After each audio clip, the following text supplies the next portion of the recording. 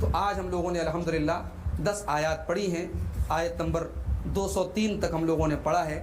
ان آیات میں جو ہمیں دروس ملتے ہیں، جو اسباق ملتے ہیں، سب سے پہلا جو ہمیں سبق ملا کہ اللہ تعالیٰ نے ہمیں یہ سبق دیا کہ ہم جب دشمن کے مقابلے میں بھی ہم کوئی کارروائی کریں تو اپنے آپ کو کنٹرول میں رکھیں۔ نفس کی ایک عادت ہوتی ہے کہ ہمارا جو نفس ہوتا ہے وہ حد کے اندر رہنا نہیں چاہتا، تو اللہ تعالیٰ نے کہ زیادتی کا جواب دینے میں بھی کہا فَاعْتَدُوا عَلَيْهِ بِمِثْلِ مَا اعْتَدَىٰ عَلَيْكُمْ، کسی کی زیادتی کا جواب بھی اس کی زیادتی کے برابر دو، اس میں زیادتی نہ ہونے پائے، اس سے زیادہ کوئی کام مت کرو۔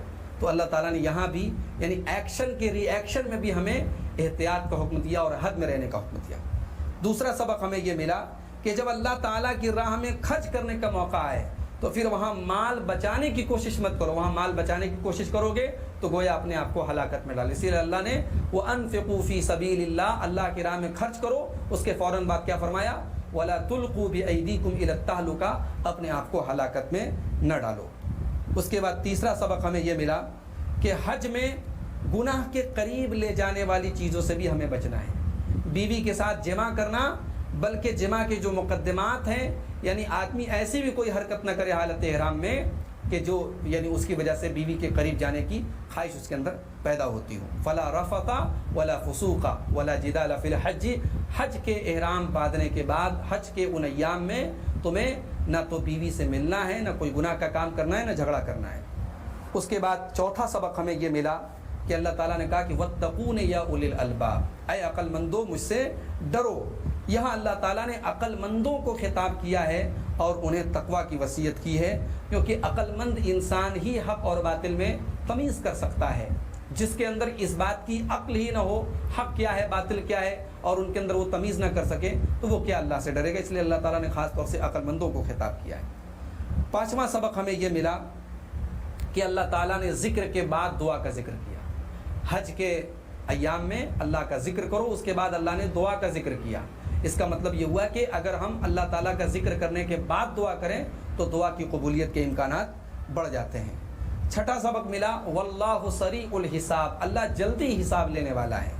حضرت علی رضی اللہ تعالیٰ عنہ سے پوچھا گیا کیف یحاسب اللہ الناس علی کثرتہم، اتنے سارے لوگ ہوں گے اللہ تعالیٰ سب کا حساب کیسے لے گا؟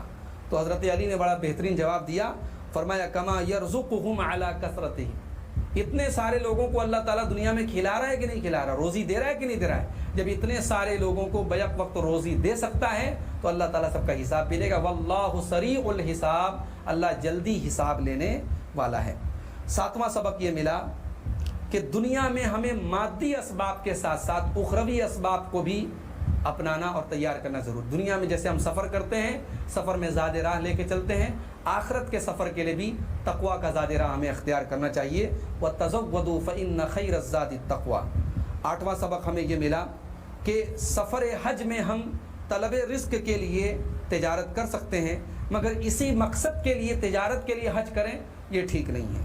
اور نواں سبق یہ ملا وَأَتِمُّ الْحَجَّ وَالْعُمْرَةَ لِلَّهِ، حج اور عمرہ کو اللہ کے لیے پورا کرو، اللہ کے لیے پورا کرو۔ اخلاص، اللہ کے لیے حج ہونا چاہیے، اللہ کے لیے عمرہ ہونا چاہیے، عبادتوں میں اخلاص ضروری ہے۔ یہ سبق ہمیں اور آپ کو معلوم ہوا۔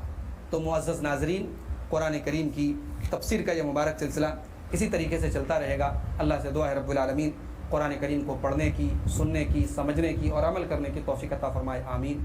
والسلام علیکم ورحمۃ اللہ۔